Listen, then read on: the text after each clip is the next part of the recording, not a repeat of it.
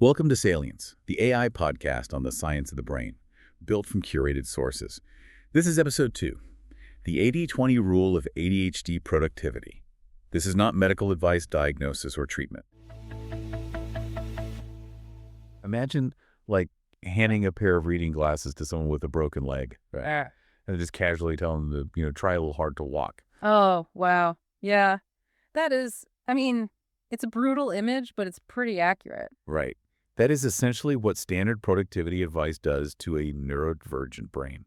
Like when you tell someone who is just drowning in executive dysfunction to just get a planner or, make a color-coded list, you aren't actually solving the problem. No, not at all. You're just applying this, visual fix to a structural break. Yeah, it completely sidesteps the biological reality of what is actually happening inside the nervous system. Exactly. The assumption out there is that the only thing standing between you and, total life mastery is a spiral-bound notebook and a burst of willpower. Which is exactly why we are tossing that generic playbook completely out the window for this deep dive. Yes, please. Today, our mission is to basically cut through the endless, overwhelming noise of productivity hacks.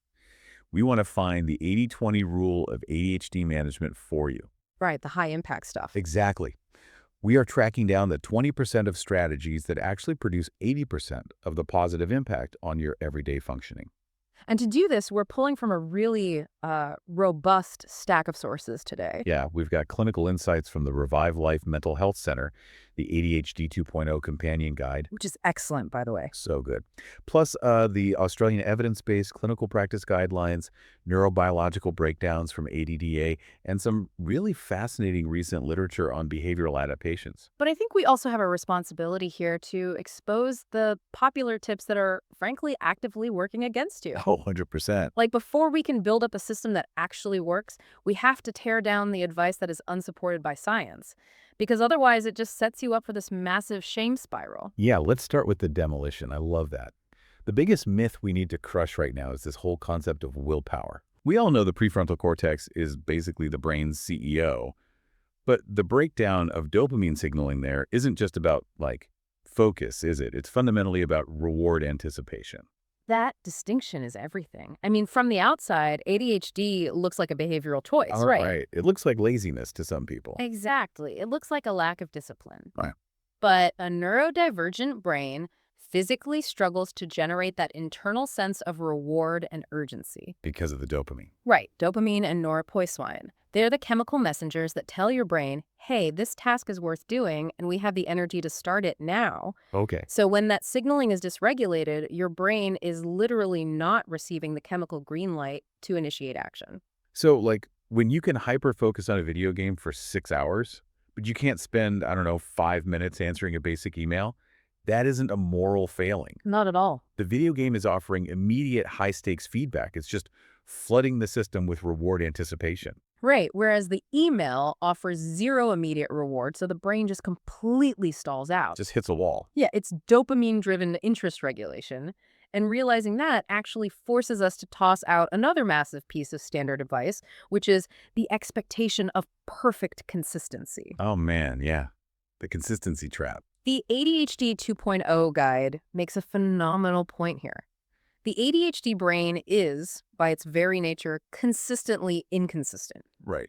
If you build a morning routine that requires you to wake up at 5 a.m. every single day and do 10 perfect steps, you are building a fragile system. You're basically guaranteeing failure. Because the moment you have an off day, the whole thing just crumbles. Exactly. And you end up in that classic neurodivergent shame spiral where you're just like, well, I guess I'm abandoning the routine entirely. Yeah, the goal should be building resilient routines that allow you to fall off the wagon and just get back on without that massive emotional penalty.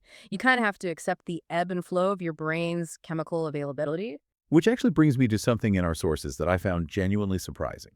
I was looking through the Australian guidelines and the meta-analysis data regarding cognitive training. Oh, the brain apps. Yes, because we constantly see ads for these brain training apps that promise to fix your focus by having you play, memory puzzles. The data on those interventions is remarkably sobering. Really? Yeah, a major meta-analysis involving hundreds of participants looked really closely at cognitive control and remediation training, or CCRT. Okay, what is that exactly? It's essentially intensive behavioral training aimed at strengthening executive functions, sort of like a muscle. Doing reps at the gym for your brain. Right.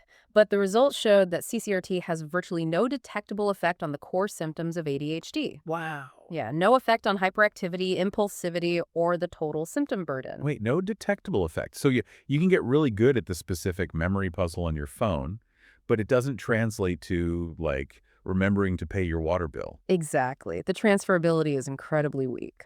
That's wild.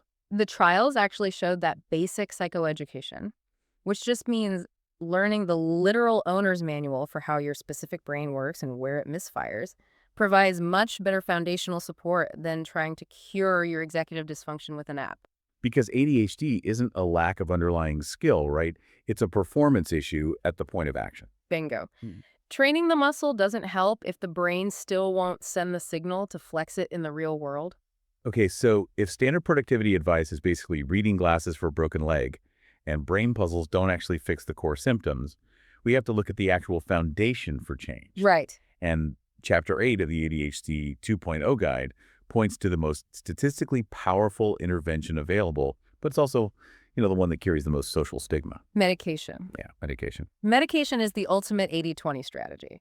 It is the biological foundation that enables all the other behavioral strategies we're going to discuss to actually stick. It's the primer. Exactly. It lowers the activation threshold. It reduces the neurological friction so that when you decide to use, say, a habit stacking technique, your brain actually has the neurotransmitters available to execute it. But the pushback here, and I hear this all the time, is almost always about risk. Sure.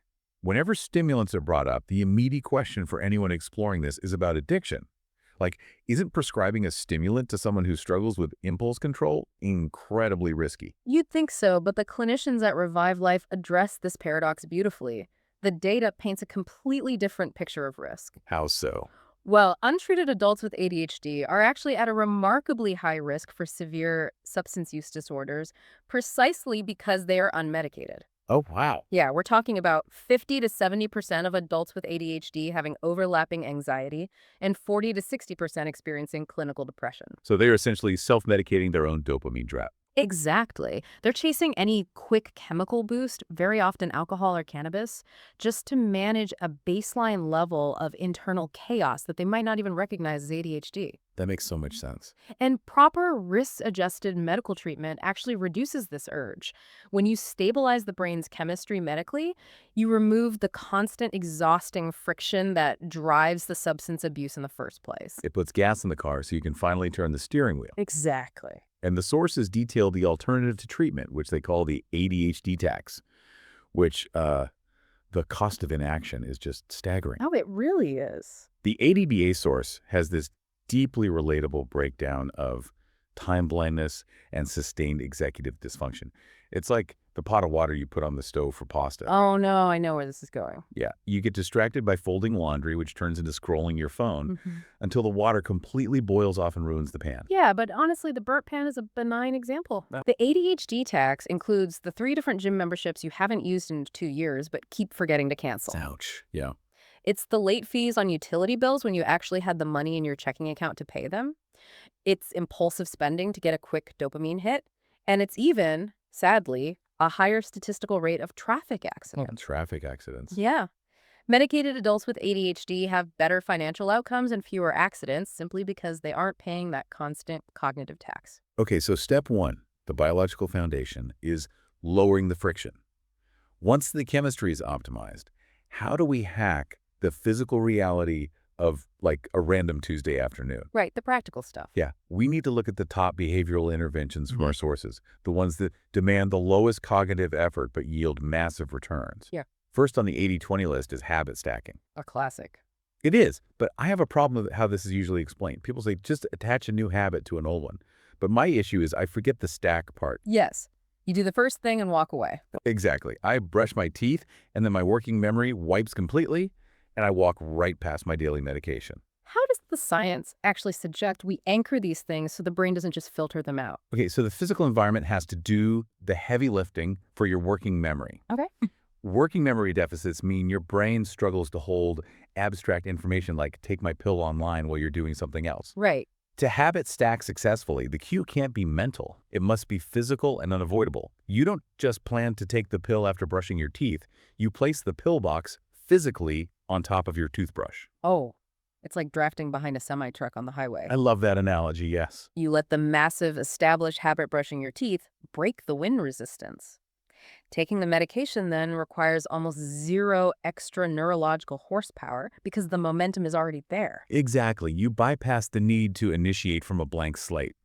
Bypassing the blank slate is the entire goal here. Because starting from zero is the hardest part. Right. Initiating a task from zero requires a huge dopamine surge. Habit stacking removes the decision fatigue entirely. Okay, so habit stacking solves the problem of initiating a small solo task.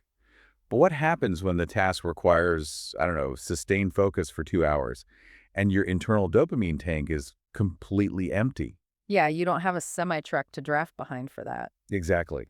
That's where you have to look outside yourself, which brings us to body doubling, Body doubling is essentially borrowing someone else's executive function.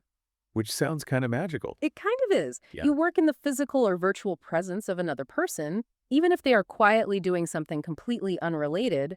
It acts as an external co-regulation tool. I have to admit, when I first heard about this, I was pretty skeptical. If you're easily distracted, isn't inviting another human into your workspace like the ultimate recipe for a 2-hour tangent about movies? It absolutely can be if you lack boundaries or choose the wrong partner. Right, like your chattiest friend. Exactly. The mechanism here relies on the sweet spot of social arousal. The Squidbud research connects this directly to the Yerkes-Dodson law in psychology, which is the arousal performance curve. Oh, right. The idea that we need a specific moderate amount of stress to perform at our best. Like, too little, we fall asleep. Too much, we panic. Yes. And by default, an understimulated ADHD brain sits way too far to the left on that curve. Too relaxed. Bored. Right. A totally silent, isolated room doesn't provide enough arousal, so the brain seeks out distractions just to feel something. Hence the endless phone scrolling. Exactly. But bringing in a body, double just the awareness of another person breathing, typing, and focusing nearby, provides a mild dopamine boost. Oh, I see. It nudges that understimulated brain up into the optimal zone for concentration without pushing it into anxiety. You trigger the social facilitation effect. Basically, you don't want to look like you're slacking while they're working hard. You're externalizing the accountability. I love that. Yeah, it's very effective. So we have drafting behind habits, and we have externalizing focus with body doubles. The third major hack is making time and tasks physically visible. The sources are so aggressive about combating time blindness. Time blindness is perhaps the most debilitating symptom of ADHD in a corporate environment. I can imagine. Because for a neurotypical brain, a deadline 3 weeks away feels distinctly different than a deadline 3 days away. Time is a gradient. Right, you can feel it approaching. But for an ADHD brain, time is binary. It exists in only 2 states, now and not now. Oh, wow. Meaning a project due in a month feels exactly the same as a project due in a year, right up until the night before it's due, when it suddenly shifts into the now category and you just have a total panic response. Exactly. The abstract concept of time simply does not trigger action, so the intervention is to make time a tangible object. How do you do that? You use visual tools, a physical time cube on your desk, or a Pomodoro timer where you can actually see the red dial shrinking. You can't just use your phone. No. You cannot rely on an alarm hidden inside your phone because the moment you unlock that screen, a million other dopamine traps are waiting for you. Oh, yeah. Let me just check my email real quick, and it's been 45 minutes. Exactly. Yeah. And this concept of visibility applies heavily to physical spaces, too. Right, the EduDisc source highlighted the dilemma of visual noise. Like, if I put an important document in an opaque desk drawer, my working memory drops it. To my brain, that document has completely ceased to exist. Yeah, the out of sight, out of mind phenomenon is a literal reality for your working memory. But this creates a huge balancing act. Because if you leave everything out, Right, if you leave everything on top of your desk so you don't forget it, the visual noise becomes so overwhelming that it triggers task paralysis. you just freeze. Yeah. The solution is creating visual systems that offload the memory burden without creating clutter like a wall-mounted whiteboard with color-coded sticky notes. The tasks are visible, but they aren't physically in your way. And when you're staring at that whiteboard, totally paralyzed by a massive project, The sources recommend the 2-minute rule. Yes. Lower the activation barrier to an absurd degree. You don't say, I'm going to write this entire quarterly report. You say, I'm going to open the software and type the title. Because you are bypassing the brain's threat response to a large cognitive load. Right. Once you type the title, momentum often just takes over. You're tricking the amygdala. You're making the task seem so incredibly small that the brain doesn't bother throwing up any resistance. I want to pivot to a section of the research that genuinely threw me for a loop. I was reading through the clinical insights on productivity, and suddenly the sources are talking about balance boards and the inner ear. Oh, I love this part. Right, we're talking managing emails and spreadsheets. So why are we suddenly looking at the cerebellum? This is one of the most exciting new frontiers in understanding ADHD neurobiology. The cerebellum sits at the base of the brain. It only accounts for about 10% of the brain's total volume, but, and get this, it houses roughly 75% of the brain's neurons. Wait, really? 75% of the neurons in 10% of the space. Yeah. That's a massive density of processing power. It's huge. And for a long time, medical science thought the cerebellum primarily managed just physical movement, posture, and coordination. Just the physical stuff. Right. But recent research indicates it acts as a much broader stabilizer. It is the gyroscope for emotional and cognitive regulation, too. It works in constant communication with the vestibulocerebellar system, which is your inner ear's balance network. Okay, but how does standing on one leg or using a balance board translate to, like, answering emails faster? It's about engaging that massive background processor. When you use a wobble board at a standing desk, or you incorporate micro movements and yoga into your day, you're feeding continuous low-level sensory input into the vestibulocerebellar system. You're giving it something to do. Yes, you're giving that 75% of your neurons a job to do. When the cerebellum is actively engaged in keeping you balanced, it actually builds stronger neural pathways that support the prefrontal cortex in maintaining attention and regulating frustration. That perfectly validates the urge to fidget. Absolutely. Like, fidgeting isn't a distraction. It's the nervous system attempting to self-regulate its own gyroscope so the executive functioning can actually do its job. It is an unconscious coping mechanism that we can consciously harness.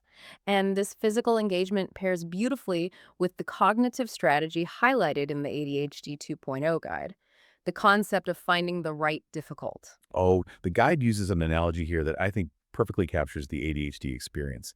It says the ADHD brain is a Ferrari engine equipped with bicycle brakes. Such a great metaphor. It has immense power and capacity, but terrible stopping and steering mechanisms. Yeah. If you leave a Ferrari idling in bumper-to-bumper traffic, the engine just stalls out. It overheats. Right. To see that engine perform, you have to put it on a rally track. You have to give it a challenge that actually demands its full engagement. That is the paradox of the right difficult.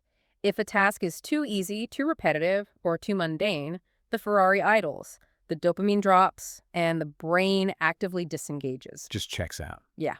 But if a task is too vaguely defined or overwhelmingly hard, those bicycle brakes lock up, and you get executive dysfunction and task paralysis. So you have to artificially manufacture the rally track, right? Yeah. You gamify the mundane work.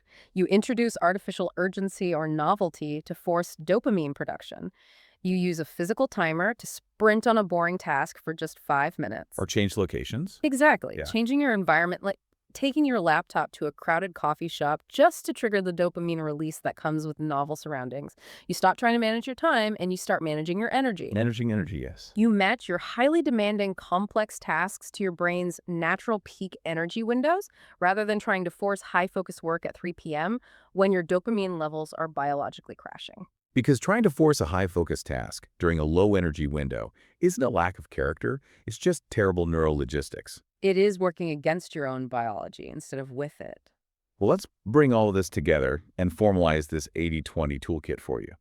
First, recognize that you cannot out-willpower a neurobiological deficit. No, you can't. If you are struggling with severe dysfunction, the highest impact intervention is looking at the biological foundation. First, medication lowers the activation friction and significantly reduces the ADHD tax. Very true.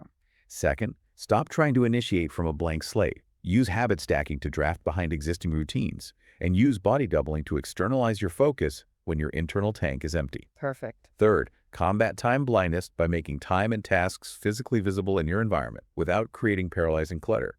And finally, engage that massive processing power in your cerebellum with movement and intentionally engineer your task to be the right difficult. Keep the Ferrari on the track. Looking at this list of interventions raises a really profound question, and it's something I want to leave you to mull over. Okay, what is it? We spend so much time in these deep dives dissecting how individuals with ADHD can adapt themselves to fit into a neurotypical world. We frame these as coping mechanisms to survive the modern workplace. Right, we treat them like life rafts for the traditional cubicle. But look at the strategies that actually work. Visual workflows, externalizing collaboration through body doubling, honoring peak energy windows rather than arbitrary clock times, gamifying mundane tasks, incorporating physical movement and balance into the workday. Yeah. What if the modern corporate workplace adopted these supposedly neurodivergent strategies for everyone? Oh, wow. That reframes the entire conversation. Doesn't it? Might we find that the entire concept of the traditional sit still at a desk, fluorescent lit 9 to 5 is fundamentally flawed for the human brain as a whole? Perhaps these ADHD strategies aren't just workarounds for a broken system, they are actually the optimal operating instructions for human beings. Man, if we stop handing people planners and start building environments that actually stimulate the nervous system, everybody wins. Exactly. Thank you so much for joining us on this deep dive. Take these tools, test them out, and go engineer your own right difficult today. Because you never know, maybe the only thing standing between you and getting that pasta water to boil properly is a wobble board and a non-judgmental body double.